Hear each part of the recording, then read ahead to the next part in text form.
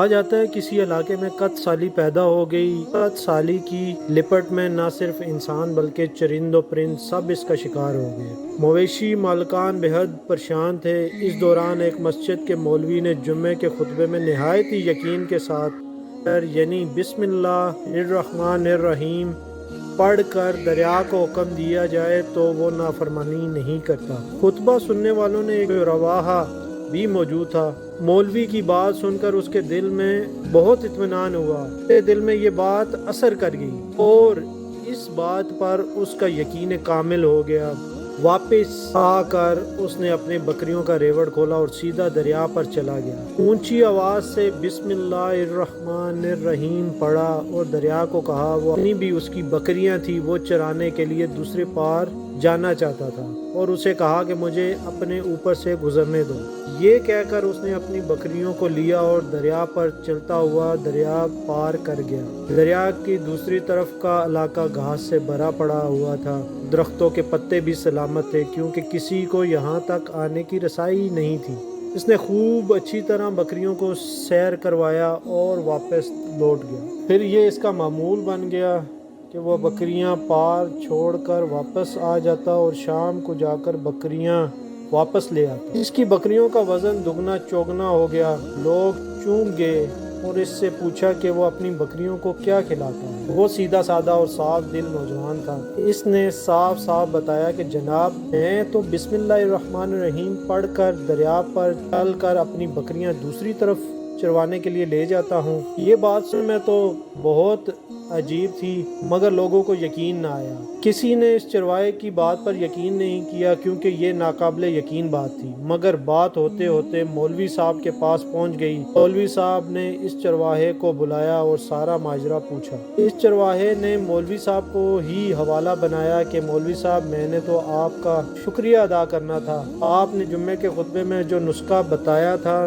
بسم اللہ کہہ کر دریا کو بھی حکم دو تو وہ انکار نہیں کرتا، تو میں بس آپ کے نسخے پر عمل کر رہا ہوں۔ مولوی صاحب حیرت سے اس کے چہرے کو دیکھتے رہے۔ مولوی صاحب نے کہا بھائی صاحب ایسی باتیں تو ہم ہر جمعے میں کرتے ہیں، فقط ان کا مقصد لوگوں کو ایماندار بنانا ہے، ان کے ایمان کا حصہ مضبوط کرنا ہے، مگر بکریوں والا ڈٹا رہا کہ میں تو بس بسم اللہ کہہ کر پانی پر چلتا ہوں، بکریاں سمیت پانی کے پار چلا جاتا ہوں۔ آخر کار مولوی صاحب نے صبح خود یہ تجزیہ اور تجربہ کرنے کی ٹھان لی۔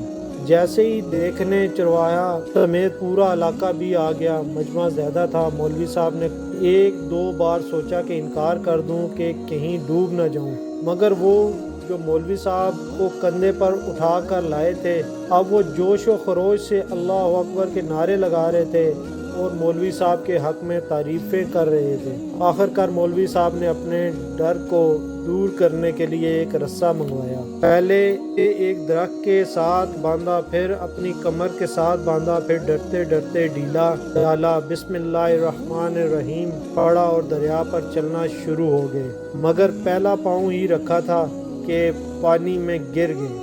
مولوی صاحب ڈبکیاں لگانے لگے اور پانی کے بہاؤ میں بہنا شروع ہو گئے۔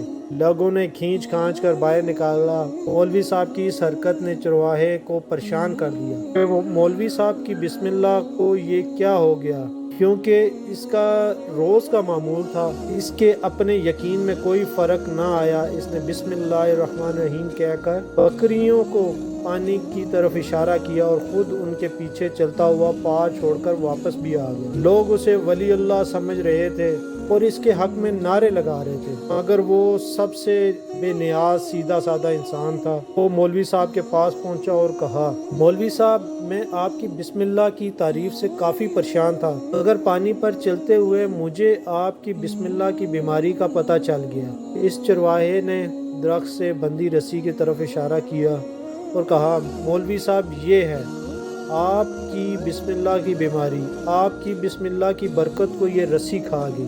آپ کو اللہ اور بسم اللہ سے زیادہ اس رسی پر بھروسہ تھا، لہٰذا اللہ نے بھی آپ کو رسی کے حوالے کر دیا۔ پھر کہنے لگا مولوی صاحب آپ بھی کمال کرتے ہو، میں نے آپ کے منہ سے سنا، یقین کر لیا، میرے اللہ نے میری لاج رکھ لی۔ مگر آپ نے اللہ کا کلام سنا کر مگر یقین نہیں کیا، لہٰذا آپ کو اللہ نے رسوا کر دیا۔ محترم عزیز دوستو، یہی کچھ ہمارا حال ہے، ہماری نمازوں اور دعاؤں کا حال بھی یقین سے خالی ہے۔